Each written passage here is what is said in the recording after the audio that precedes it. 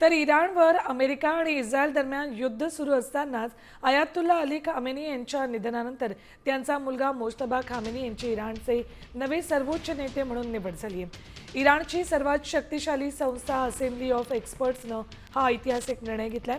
विशेष म्हणजे इराणच्या रिव्होल्युशनरी गार्डच्या दबावामुळे ही निवड झाल्याचं मानलं जात आहे। याचबाबत आपण अपडेट्स घेऊयात आमचे प्रतिनिधी शिवाजी शिंदे यांच्याकडून। शिवाजी, खामेनींचा मृत्यू झाला, त्यांच्या निधनानंतर आता त्यांच्या मुलाची निवड करण्यात आली सर्वोच्च नेता म्हणून। नक्कीच सुवर्ण, असेंब्ली ऑफ एक्सपर्टने हा त्यांचा एक मोठा निर्णय घेतलेला आहे।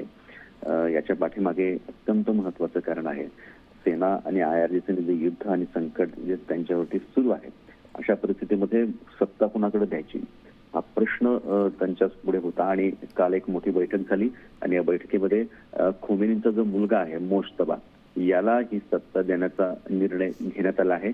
औपचारिक घोषणा झाली नसली तरी मोज्तबा पुढचे वारसदार असतील आणि इराणच्या या सगळ्या युद्धाच्या परिस्थितीमध्ये सगळे निर्णय मोज्तबा घेतील। पण हा जर निर्णय आहे तो इराणच्या मध्ये थोडासा विवाद सुद्धा मानला जात आहे। याचं कारण असं आहे की 1979 जी इराण क्रांती झाली ही मुळातच वंशवादाच्या विरोधात झाली होती। अशा परिस्थितीमध्ये खोमेनी यांच्या मुलाला ही सत्ता सोपवली जाते।